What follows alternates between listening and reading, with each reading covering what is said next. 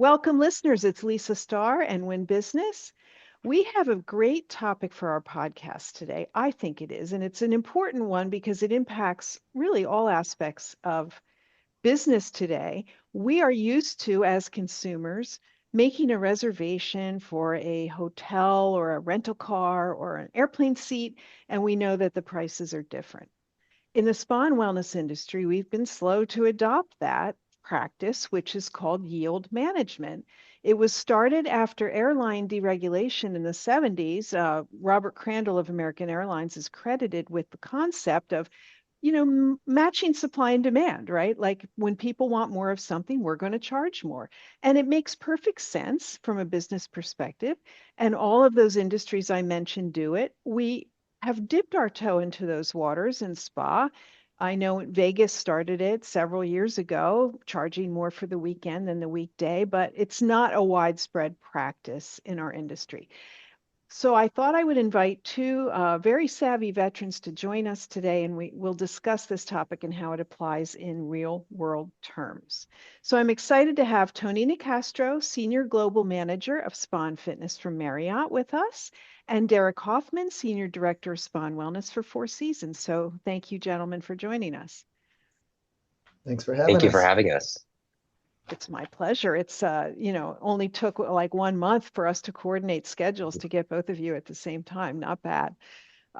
So, Derek, you and I have talked on this before, and we've always said, this is something that we need to dive into more in our industry. We've had unprecedented demand for what we offer since COVID, and we all have busy practices. We have all the challenges that come with running busy spas, but we have the two ingredients that are needed to practice yield management, which is a limited supply of the item and the fact that the item is time sensitive, right? We can't book an 11 o'clock appointment at 2 p.m.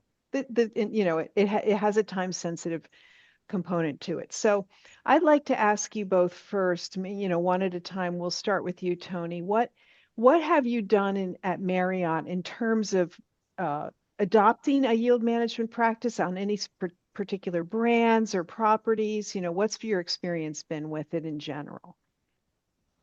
Well, I know that as you had mentioned, that this is something that's been a little bit slow to be adopted within our industry. We've seen it, and we're actually we're so used to it within the hotel and the airlines. Like it's just we would never question it. We expect to get online and book these things and know that there's going to be varying prices, even for the same day or just even same flight 2 days in a row or whatever. Um, I even when last time I was on property, this was almost like 10 years ago. We were actually doing yield pricing already, just on the weekends and holidays. Mhm. And this practice grew and it kept growing. I know, and even then, of course, we were hesitant. And you're like, what are our guests going to think? Well, we kept with the practice, and there was really no pushback. And as we started working with the technology, because we had to do a lot of this by hand in order to like start adapting these things, and we got a little bit more savvy with it, and like we were doing things, we were manually like putting in slots where we knew we could like up the price on a service or only have certain price services go in the weekends or those kind of practices. And we worked with our software program to ensure that we could do something a little bit more automated. And the practice became something we adopted as dynamic pricing. Mhm. And this has really helped us to learn where we have, I guess, again, as you mentioned, these times and periods where the demand is just almost overwhelming and people would pay almost anything for it. And then there's these lulls. So the prices can go up and down, and we can adapt to when the guests want to come in or when the guests can afford to come in. Mhm. And it really just helps us to kind of manage that our staffing and our guests flow to those times. So when we've got maybe people that think they only can come on Saturday, that's the only time they can come. That's the most popular, probably instantly the most expensive. But Sure. when they want to come in, if they're like, that's too expensive, maybe that guest is going to go, I think Tuesday might actually work. So it kind Hmm. of helps move those guests back and forth to times and periods where we might need extra business and times we need a less business. Well, it's an excellent point you make, Tony. It lets the guests find the day and time that is the right price for them. Before I go to Derek, are you practicing this in particular brands or across all of your portfolio? So right now we are practicing it in any brand that wants to participate. This is not a mandatory practice for anyone. So Mhm. we are allowing people to kind of dip their toe in when they're ready. We have people that are completely and fully immersed in it. They're seeing amazing revenues, hundreds of thousands of dollars. But we mostly see this in our US Canada market. When we're Mhm. looking at Europe, Middle East, Africa, or even CAL, which we call Caribbean America, Latin America, there's a kind of a slow adopters in it. And we know that we will see much more success in pushing this into our other markets in the future. Great. Well, we'll get more into the logistics of it after we hear what Derek's 2 cents is on the topic for Four Seasons. Well, I think your intro nailed it, and Tony just summarized it as well. Common practice, and we're used to it.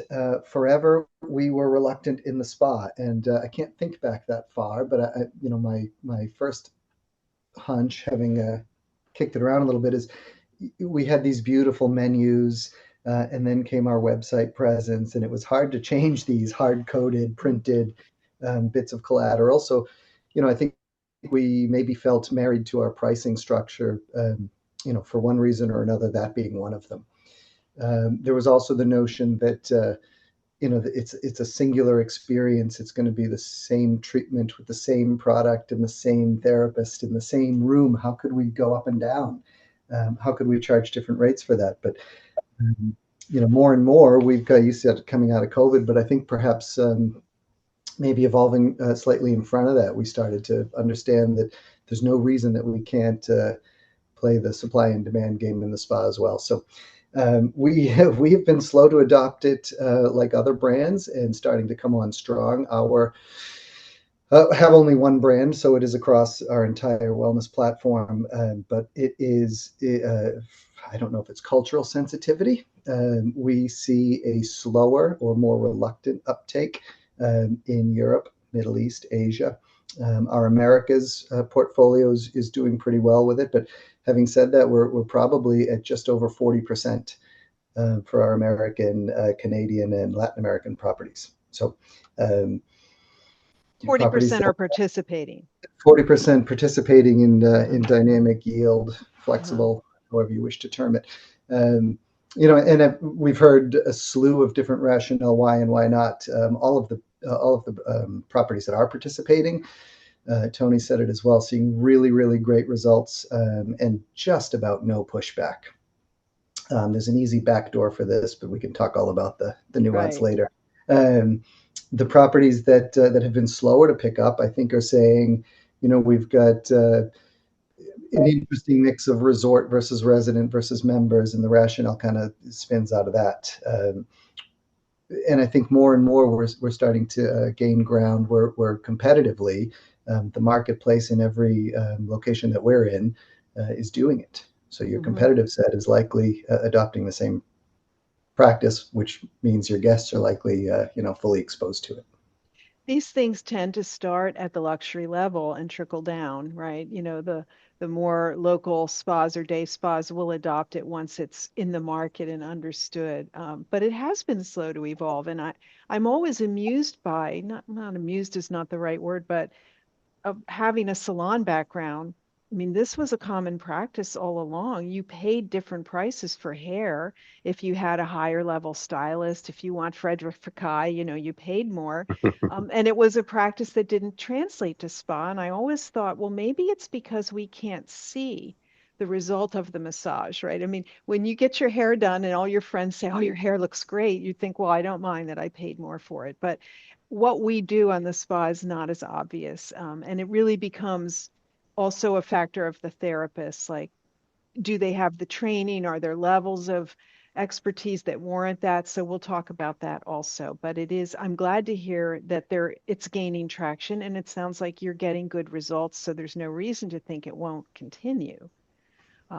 One of the things I love what you said, Derek, about the menu, right? It's true. We had the printed menu, and then you had to put in, well, the range of prices on certain days, and it becomes uncertain. But so many properties are doing away even with a physical menu, which I'll totally agree with. I still see a lot of guests come in and ask for something, but let's talk about how we manage that, and then the technology piece, which was even the bigger one, to manage it in this kind of situation where you have floating prices. So Tony, you want to take that? With the floating prices, so as Derek had mentioned, we had the same thing. We had menus that had fixed pricing, and it was really hard for us to be like, how do we adjust this when we've got this printed price? And just looking back on that, our adjustment was to put in, and as you just mentioned, Lisa, we put in from and then the pricing. Mhm. And then back in the day, actually, when I used to do this weekend and holiday prices, there would be like two prices. So one was for our weekdays and one was for the yield time, weekends or holidays. But now we say from or starting at in I the love menus. from. Kind of Yeah. covers all the bases, right? Yes. So the guest knows that the pricing can start at that amount and it might move up or up from there pretty much. So we don't do a lot of yielding down. We do mostly yielding up. So it really helps us by setting a kind of a lower base price. It kind of helps us attract the guests as well. But they understand that the pricing could go up. But depending on, and with the technology these days, it really depends on the day of the week. It could be depend on the time of the day. It could depend on the service that they're choosing. So a lot of factors go into place here. And thankfully, the technology has really, really moved quickly on this, and we're able to automate that all. We were able to put in specific rules on services, on the occupancy of the spa, the occupancy of the therapist, all sorts of different parameters that we can put in. And you can actually layer rules on top of each other. And if there's three rules that apply, the one that actually has the highest price will supersede those. So it's really kind of complex, and it has worked really well in our favor to have teams of technology people that have worked fast and furious to get this to come to market for us. That's great that you can set all those parameters ahead and then it just sort of automates it and it knows when to do what price. Could you share with us what platform or platforms you tend to have your properties on? Our standard is book for time. Book for time. Great. And Derek, how about you? What's your Likewise. approach? Yeah. Yeah, You're on book for we're time also. correct. And you can Um, set different parameters for day of the week or time of the day. yes, exactly that. I mean, to follow what Tony's saying, I think we have tried to do the granular reflection on just what is the reluctance to adopt this. And I think some of it is that, well, I've got hard-coded pricing in my menu, and we say, okay, we'll go to an insert rate sheet where you can slide it. You can create that language from or starting at, or maybe take the rate sheet out altogether. Mhm. Maybe eliminate the physical print. Maybe just have a highlight card and go to a PDF. Maybe do it all online. And we sort of have the whole spectrum out there. I'm with you. I think part of me loves to see something with a beautiful photograph on it from time to time, but more and more we're seeing it become an online endeavor, I would say, our menuing.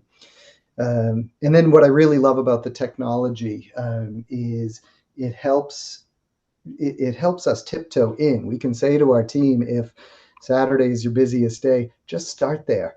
Put on $10 or Right. 5% or 20, or find the number that works well for you.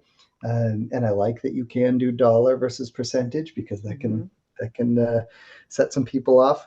But you can really tiptoe in as aggressively as you like, or as timidly as you like. And as you start to get comfortable, which is to say, as you start to analyze the results and figure out what's really lifting the levers, you can change it. And there's so many different ways to do it. You can do it on occupancy and utilization and treatment and day of week and time of day, and you can really get as nuanced and layered as you like. And some of our savvier operators are doing really, really well with this. And for those that maybe need a slower and steadier approach, the technology supports that just as well. I can't imagine why you wouldn't want to do it when you see your colleagues doing it with success and the system support it.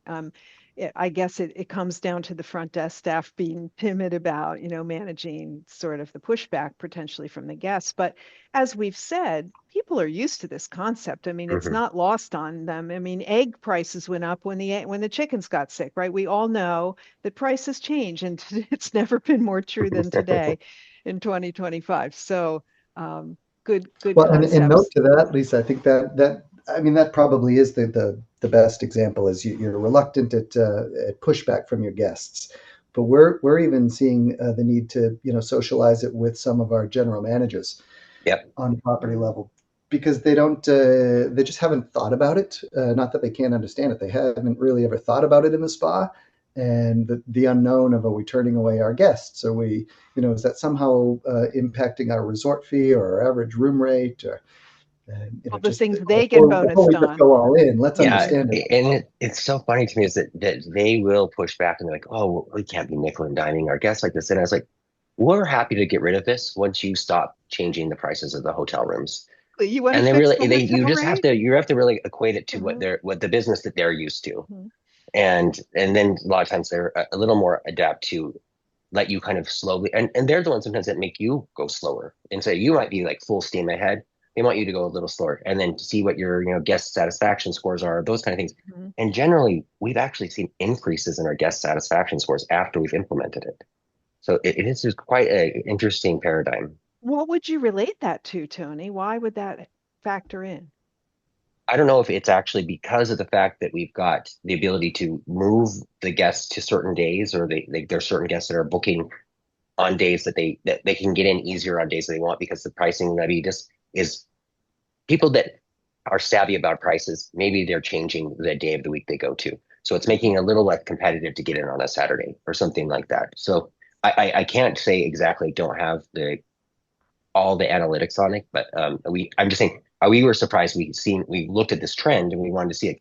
How is this affecting our guest satisfaction score?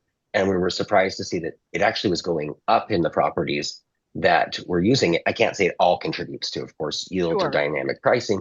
It could be a whole multitude of things, but it was one of the things that was kind of a common, denominator amongst these properties. Yeah, I'll jump in there as well. Anecdotally, and certainly not analytically, but we are seeing some of the same results, and I think maybe what we're attributing that to is at a given the day of the week, like you said, lots of variables. Our resort guests, which are typically the largest segment of people, giving us our guest feedback scores, are typically not very price sensitive. Mhm. And when they want to be in the spa, they want to be in the spa, and they don't want to compete with other people who are, maybe consuming the inventory. So, when we can accommodate that, our guest scores typically go up. And just in on a completely different facet, maybe what we've seen is some of our properties that are managing the duration of treatments. So the selection of services that are available with Mhm. regard to So a yielding what's right. dynamic availability approach and not Mhm. a dynamic pricing approach. Exactly that. If you are creating, if you're saying, for instance, only 80-minute treatments or 90-minute treatments are available versus Mhm. 60-minute, you significantly vary the flow of volume through your space in the day. And if it feels a little more relaxing, potentially yields a better guest experience score. And I think, one property that we're tracking through that certainly sees that result. And where they're able to say, I'm sorry, only this service duration is available at this peak day. Mhm. They're able to constrict the flow of, the volume in the space, Mhm. but still manage the revenue really well. I'm so glad you brought that up. That approach called dynamic availability is something I remember trying years ago, and I always had a hard time because the desk staff had to do it, and they Mhm. didn't feel it was honest to say to the guests, well, we can't do the 60-minute, we can only do the 80, when they knew they could. They just had a problem with that. But it does make sense. And as you say, if you're booking 80s and 90s, less traffic, less people in the lounge, better experience. Tony, what are your thoughts on that approach? We're actually, I mean, I think that you'll probably get this a lot, but on this through this podcast is that we're kind of doing the same things. So we're finding the same. We're not only like based on time, but there's also certain services that kind of yield a lower margin that you Mhm. would get from it just because of products and things. So we might eliminate some of those services as well to be booked on these busy days. Mhm. Some of our properties are actually getting rid of these 80s and 90s, and they're going just 50s and 100 minutes. Mhm. And they're booking their day out with 50s and 100s as well. And then on weekends or really busy days, they'll just do 100-minute appointments, book out 2 hours throughout the day. And that Mhm. really changes the flow of guests. And they sometimes I've even seen them, they're able to get $50 or $60 higher than the rack rate just because it's on the weekend. So, and when you're doing that, it really, really helps with bottom line revenue. So they are doing dynamic availability and adjusting the price, or just because they're only offering the lower services, it's bringing the average ticket up, the They're longer doing services. they're doing both, yeah. Yeah, they're doing both. Derek, do you see that too? Yes, we do. I think, yeah, I mean, the amount of options and nuance that you can layer into your strategies Mm-hmm. based on your specific property. You've got a 4 treatment room spa, you've got a 40 treatment room spa. You're busier on the weekends, or you're busier on the weekdays or the PMs, and there are so many different ways to look at your business. And without going backwards, Lisa, I like that you said a lot of this came steaming out of COVID. I think, overwhelmingly what our experience has been, um, we saw lots of small businesses around us shut down out of the pandemic, just because perhaps the business practices weren't solvent or wasn't relevant any longer. And I think dynamic pricing, yield pricing, is really just a result of us looking more shrewdly at our business and saying, what's the best business sense that we can make out of this? And this adoption of, yielding to supply and demand is that. And, fast track that to this conversation. And we're saying there are so many different ways that you can look at it and make it work for your property, whether you go to only 80s or only 50s or both at certain intervals of the day, and eliminate the wet treatments because they're too labor intensive. Mm-hmm. There are Hmm. so many different ways you can look at this. And then the important part is to measure it. What's working? What's not working? And you can change it on the fly, which is, another benefit of this dynamic Oh, setup. we'll come back to measuring, but I think it's very true in terms of um, the supply demand issue, right? We used to say, I mean, I've been teaching spa management courses for 20 years, and we've always talked about this for 20 minutes out of a 4-day program. And, you know, we said, well, it's a strategy for a mature business, right? You don't do it when you're new, you do it when you're more full and more fully fleshed. But now, post pandemic, with books full consistently, globally, what better time, to move into this and think about being strategic, because you also may have a GM or an owner that comes to you and says, okay, well, your spa's full, now what? Like, what's the path forward from here? If you're always charging the same thing, the average ticket never moves, so what do you do to create revenue? And this is really one of a powerful way Hmm. forward as I see it.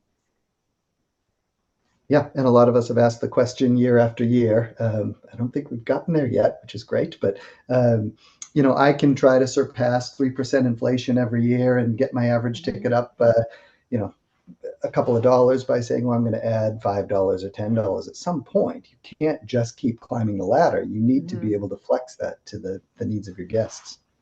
Right, or we price ourselves out. We can't charge $400. Well, we can. Some places do. Hmm. I can't afford to go to them, but I don't know how busy they are.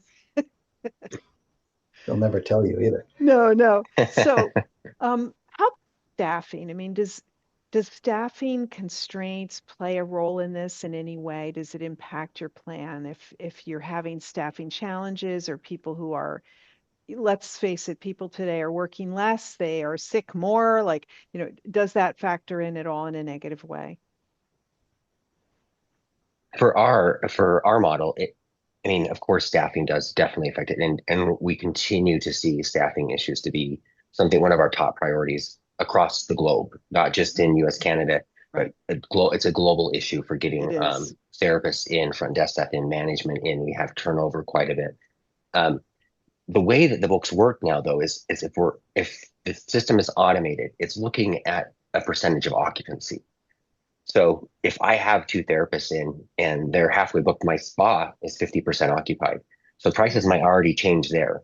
So Mm-hmm. of course, if with the least less staff members, I have less openings to have guests come in. Of course, I'm Mm-hmm. going to make less money, but the ability to yield still is there, just because there is more demand than I have available.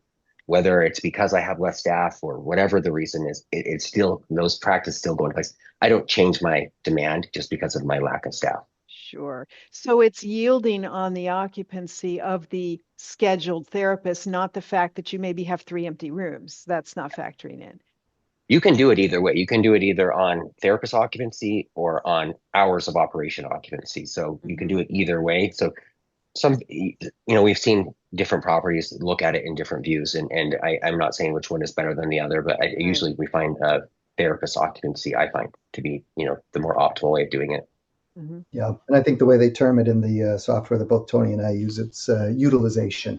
Yeah, utilization. So, the smaller properties will tell you if I have a 2 treatment room spa, it wouldn't matter, right? I can go on treatment room occupancy, but if I've got a 20 treatment room spa and 6 therapists on, I'm going on utilization. Right. Let's talk about, packages. I use the word in quotes. I've always hated that word and the concept, but I mean, if you're already discounting and are you still selling things that way? And then does that factor in too? Or have you done away with those kinds of deals where you get multiple services for a discounted rate? I hope you're going to say yes. We'll see. Oh, well, you'll be very, very happy. Packages are something that we rarely do anymore. And honestly, I see them more when we look into properties that are out of the US, Canada. Properties do packages, but it's usually just like, let's group together 3 different services and they're still at the full price. Just because people are looking to Agreed. I have a always love guide, that. they want a guided way of their spa experience. They want us to guide them through it. They don't want to guess it.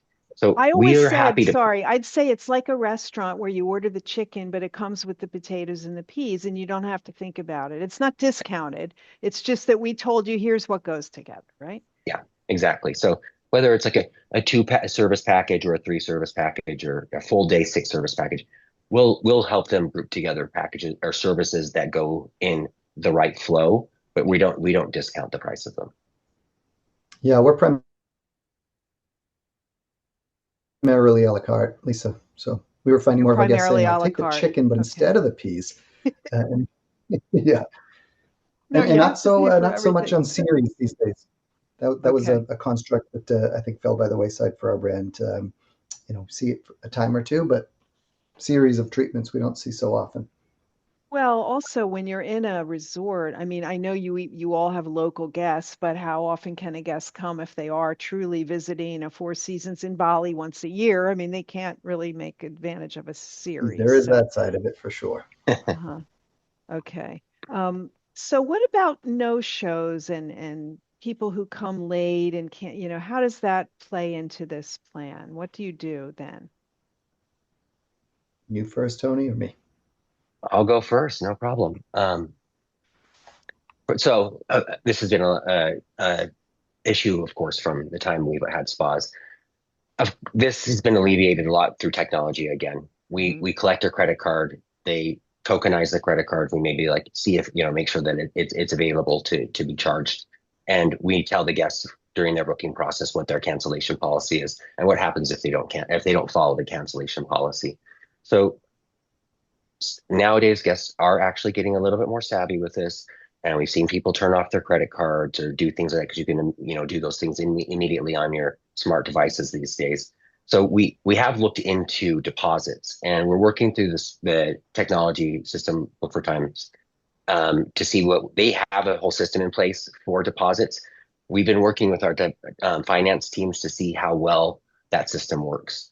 And sometimes because of the deposit and the deposit goes on to the appointment, and if there's a cancellation or they move things around, sometimes collecting that, and if it goes into like they cancel it and it goes into another month and we've collected that money on, there's some nuances to finance that we're still working to make sure that revenue is accounted for in the right place at the right time.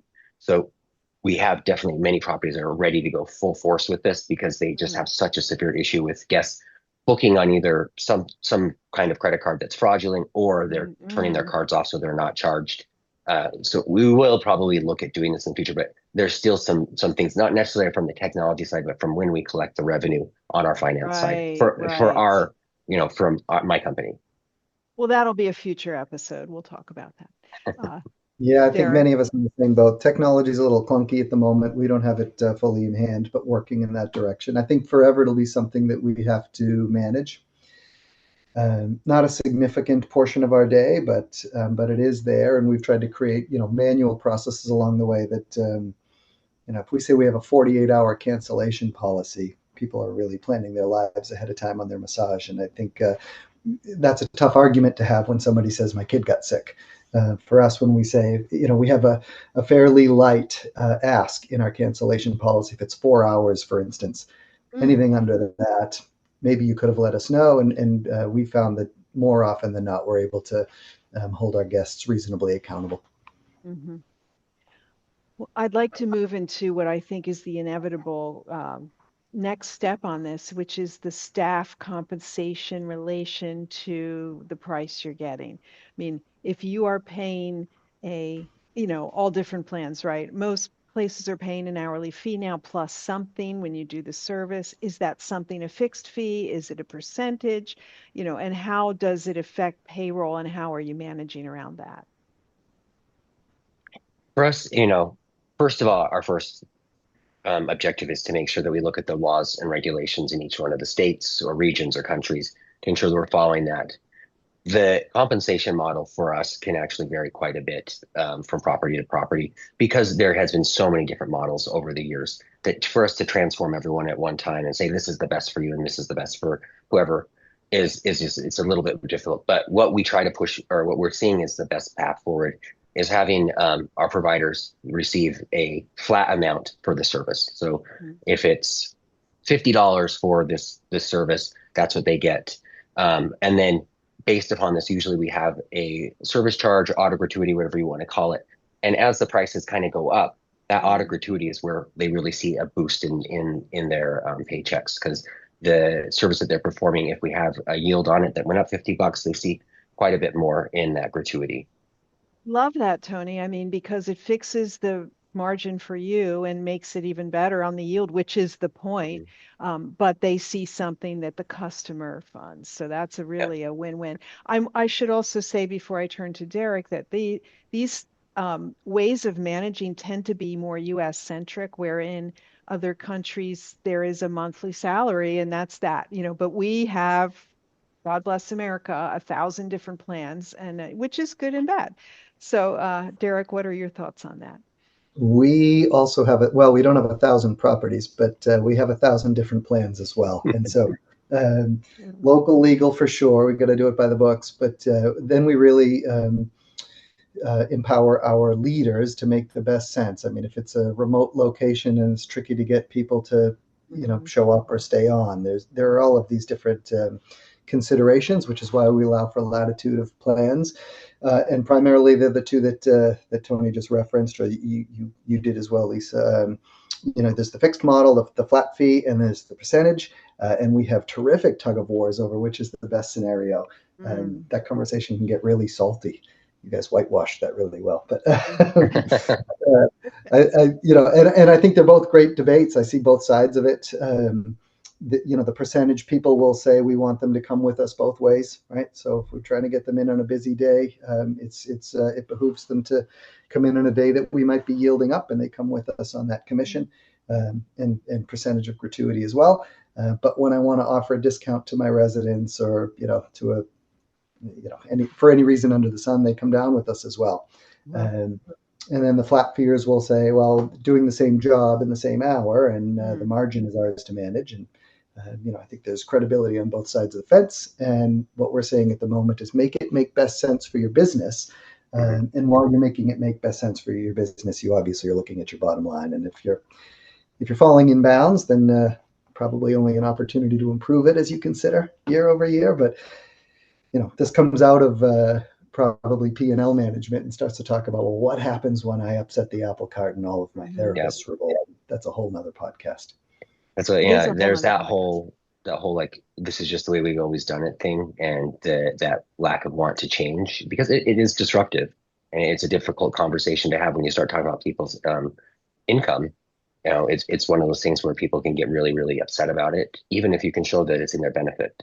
They just don't like to see that change. They don't like change at all. I mean, Derek, you're having salty conversations. It sounds like these are with HR departments and not necessarily with the staff themselves. Is that true? I think every area gets touched. Usually starts bubbling up through the staff. You said it.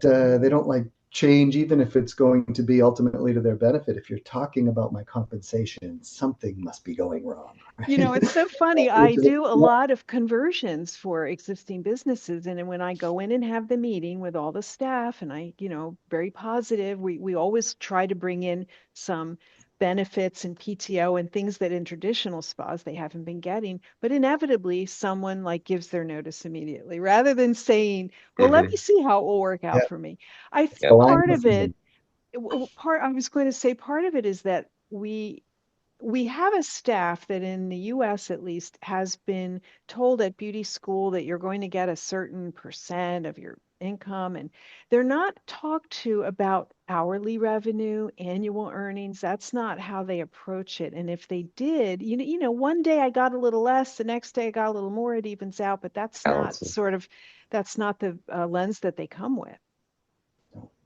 So to answer your question, it usually starts, I would say find inclusion and buy-in from your executive team, we call them people and culture, but your HR team and the team that's going to receive the benefit or at least the impact. Mm-hmm. Try to share information and why you're doing it for the business. And I've always found that the best way to approach it, especially with these team members that are a little sensitive about it, is you meet it with them one-on-one. Approaching this in a group setting can only cause, them to go on Mm-hmm. to rifts and cause a little bit of fires. And once that fire starts within the team, it's really hard to put out. So if you're able to talk to them one-on-one, like you can talk to them as a group and let them know that you're going to have one-on-one meetings Right. and let them prepare themselves mentally for it. But then you start pulling them in so you can talk to them one-on-one and let them look at their own numbers and how it's going to possibly change for the better or whatever it's going to happen. And it really helps to keep them like a little less aggravated. That's a great tip, Tony. Yes. Um, So I wanted to ask about online booking in this scenario with yield management. I'm assuming that these aren't just front desk managed. It is interfacing with the guests through the online portals as well. Yes.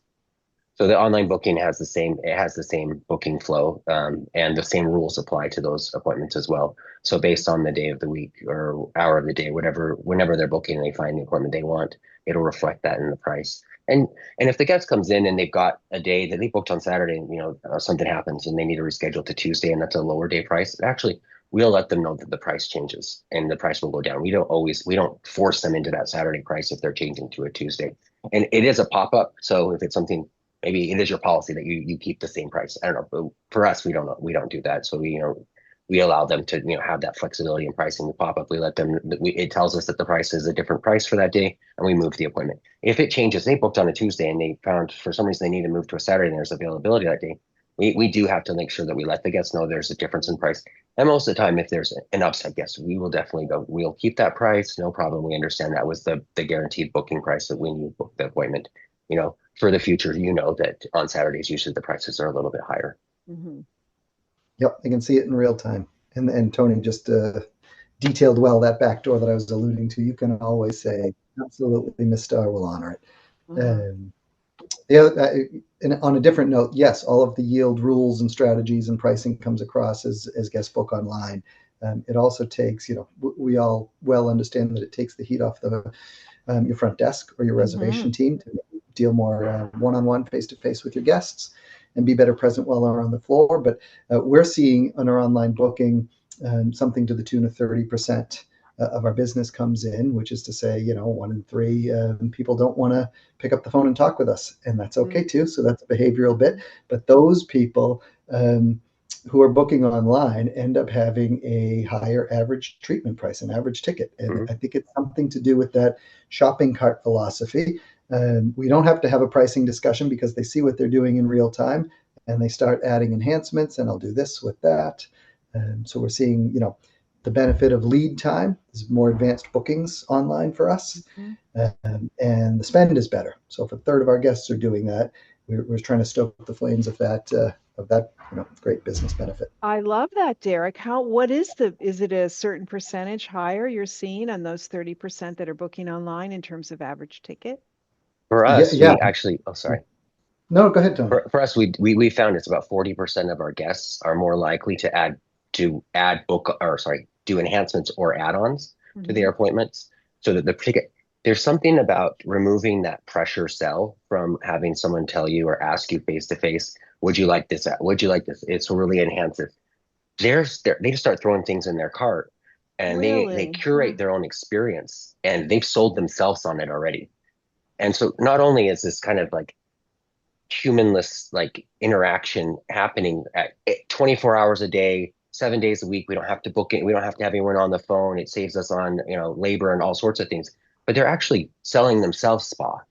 And they're if there's for some reason they're like booking something that really doesn't work together, we'll always call them and make sure that we get that fixed before they come in. If we, as long as we can catch it. But yeah, no, we really find, we found that about 40% of our guests are having a much higher price point on their tickets when they book online than if they book over the phone. That's fascinating. I love to hear that. And plus, it takes the pressure off the staff to be salespeople, which we know is not something they love anyway. I don't know what that is. If it just doesn't feel solicitous, like you alluded to, or Hmm. they have the time to look at it and start to curate their own treatment. I'm not sure why, but we see the same thing. That's fascinating. I love the shopping cart thing. It's like, oh, while I'm here, let me throw in one of these and one of those. And I'm sure if you have compelling language and graphics to say, well, how this will be so much better for them, why wouldn't they? So I'm interested in talking just for a moment about this. It sounds like I think I know what the answer will be, but the approach to yielding being more flexible and dynamic, that is to say, fluid, than printing a menu that says Friday, Saturday, Sunday it costs X and Monday through Thursday it costs Y.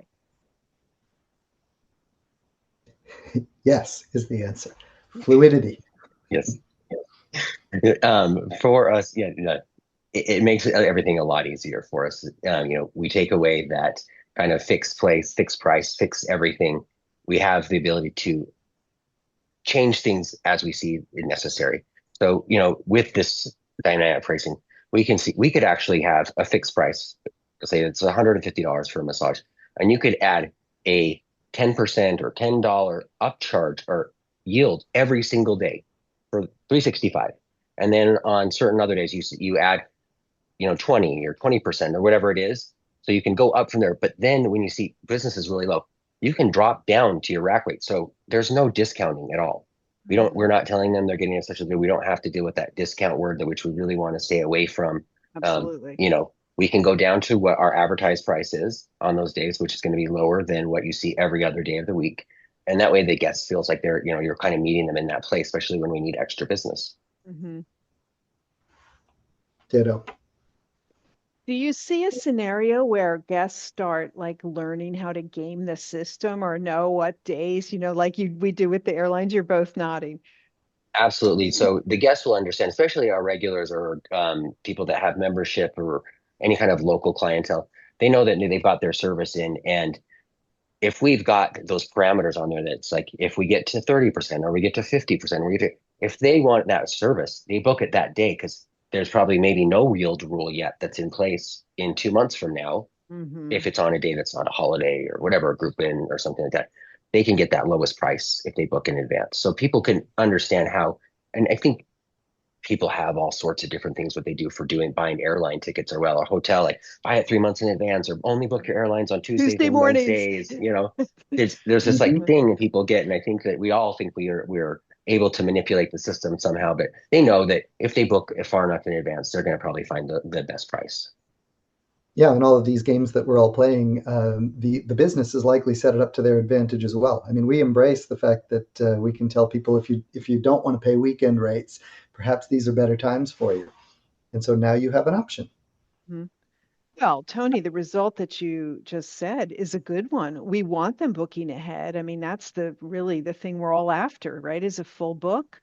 So if they book ahead, and great, it's good for both of us. We don't need to sell that appointment and they get the best price. So if Yeah. that's the behavior that it trains, all for it. Um, can we talk a little bit about if you have the information, how much more you think you could drop to the bottom line? Because let's face it, I mean, the prices, the costs are there, right? That the price the client pays, any overage should really go to the bottom line aside from hitting comp. So can you say, oh, we've successfully seen our profits go up X% because of this practice? It's hard for me to get an exact number on how much our profits have gone up exactly, but I can say that with yield or dynamic pricing, if we've got the associate or the therapist at this fixed price of like whatever like the fixed amount of compensation is for that service, whatever that yield is, we're almost getting 100% of it. Maybe there's a tiny bit for product or something like that, but we're usually getting 100% of it because the therapist is benefiting off the gratuity, not off of that yield price that we're getting. So that's almost 100 flow through to the bottom line. So if we have properties out there that have done $100,000 in a year, or some that have done $500,000 in dynamic pricing a year. So depending on what their overall budget is, it's hard for me to say what that boost in profit was for each one of those, but it really can make quite a difference. Yeah, I would say this can get as specific as you like. We just did a study for another presentation, but I would say pretty conservatively speaking, if you were, we have staggering numbers as well, but if you were saying conservatively you do on weekend pricing, let's say Friday, Saturday, Sunday, you make an additional $30,000, right, in a month. You would stretch that out over the year and pay, maybe if you're a percentage property on commission, you'd pay 20% out of that. And you're looking at, close to $100,000 straight to the bottom line. Pretty attractive. How do you know what was, when you look at the P&L or the revenue line, how do you know what was over the rack rate? Where was the yield number? How do you identify that number? Since Derek's on property, I'll let him answer that one for me. Yeah, I mean, really, we see it trending in average treatment price. So without opening up a whole other can of worms, I don't know if you're budgeting your dynamic pricing, because that becomes a bit fluid. When you start crystal balling next year, right? But if you said I'm going to have $200 as an average treatment price in massage and $250 in facial and et cetera, what you're going to see is where you're scaling up and down. You can run specific reports to get as granular as you like, but if you're just trying to find it in a monthly snapshot, when you see your average treatment price up over the course of a month, it's usually a real the best indicator that, okay, this is where it hit most of the time. And as you start to look backwards to see what's working and what's not. Yeah. And, So and I would say go ahead, Tony. I was going to say, just like what I was going to say, there's reports that we run in Book for Time that will tell us if we've done yielding up, and it'll even tell you if you've done yielding down. So it'll give you an understanding of how much each property has done. And I look at things on more of an enterprise level, so I can see each property on a property level. Those are important to see how much they've done, maybe per service group or something like that. And we can see, what we're doing over the year or over a couple of months.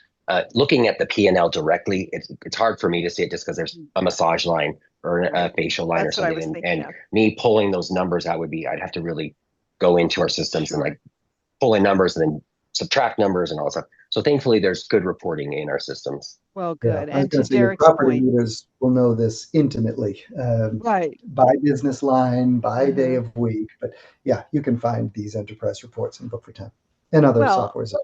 And then knowing your historical data, is the starting point, right? And then just knowing the variances. But all of you guys do know your data very well. So in closing, what do you see coming down the pike in terms of this practice? Are there any things you're thinking of to take it further? And are there any constraints that you're presented with in terms of on a property, how the rate compares to the hotel room? Like, do GMs give you pushback on, wait, you're getting more expensive than spending the night here? And where are we going with this all? It's a great question. For us, we're still learning. So there's a lot of learning still happening with dynamic pricing and yield management through our services. Like, we even just ran a whole bunch of reports on looking at how if you increase your pricing by a dollar amount over a percentage or vice versa, what that does. And we've found that running it as a percentage, you actually bring in more money over the week. If we did a comparison week over week, how much Good you to brought in, know. if you did it by a dollar or a percentage. And you're like, I don't want to do that percentage because then all of a sudden my price is going to be like 185.96, like you got these like cents. Thankfully, the technology actually will round your pricing so that it doesn't Oh. look weird to the guest or doesn't have like Mm-hmm. a whole bunch of different weird pricing. So we'll see how we evolve things, that we might have some best practices of like changing from dollar amounts to percentages, those kind of things for the guests. What I can also see with this is as I've mentioned previously in one of the other questions, is that I think sometimes we've been as COVID, we had such a demand for guests wanting to be touched and have that connection, and those that demand was in there. So pricing was just like creeping and creeping and creeping, and like to the point where people were getting priced out of spa or priced out of wellness, or taking care of themselves. And even some of the guests who were the most affluent guests were like, this is ridiculous. This is too much. Mm-hmm. We can use this model to actually be like, yeah, there's these times when it's so busy, it's going to be a real premium. But then there's going to be days of the week where our rack rate, if we can just really get that to a sweet point, it might be lower than what we're actually used to seeing. Our rack rate might be really quite low. We'll have days of the week where it actually helps us to bring in those guests that were being priced out of the market. They can come back into the spa and have that self-care and take care of themselves in the ways that they were used to doing before the prices started getting a little out of control. So I see like, there's so many benefits to it in ways that we just haven't looked at it before, to helping, ensure that our busy days are extremely profitable, but we're also just allowing our doors to be open to more people. Mm-hmm. Yeah, I think like Tony, we've probably just scratched the surface so far, and it's a great scratch because it's working really well. But I think that we'll start to see. I mean, I think just from a software development and its ability to be even more savvy and dynamic. I think what we'd like to see is business segment variability. So you can talk about your property's occupancy or your staff utilization, but you Can you hear him, Tony? I can't, sorry. Derek, you just cut out on us. You said your property utilization, and then you went, zzz. you can't really You're, break it down between your esthetician. Some softwares can. And you blinked out on audio. I'm sorry. no, you did too. Can you start that again? Sorry, you said your property utilization and then you went silent. He can't hear us now. He's having Zoom challenges. Try again. Your mic is on. Can you hear Are we us, good? Are Derek? we back? You're Yeah, back. Okay, we can good. hear you. Okay. I can. Yeah. And he went away again. The universe is saying, please don't talk about this Heck, on tape. I don't know what happened. Okay, good. I was going Every to say time you you start there. talking, Derek, it goes away. Try one more time. Are we there? Yes. Okay, I'm going to step away from the microphone. And that's it. And then he went away again. Step closer. Come closer. Try it again. No, not happening. Okay. The ability to hello. Mhm. I don't It's hear like you. recording him and it's playing It's back. It's intermittent at best. interesting. Are we here? Yes, we're here now. And we're back out. Okay. Okay. Don't worry about it. Um, I will bring us down. Sorry, guys. Okay. Off and come back. I was going to say, do you Yes. want me to drop off and come back, or should I go? No, no, I think it's fine. Speak one more time and see if it catches you.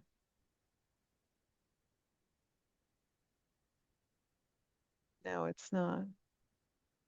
So weird. It's strange. At least it waited till the end. Yeah. Okay. I'll just conclude it and we'll go from there. It's fine. So thank you again, gentlemen. Tony Nicastro, Senior Global Manager of Spa and Fitness for Marriott, and Derek Hofmann, Senior Director of Spa and Wellness for Four Seasons, for giving time out of your busy day to share these great strategies with us and listeners. It's really wonderful to learn from the best, and I appreciate, and listeners do, your best practices here. Thank you so much. Thank you so Thank you, much, Lisa. Lisa.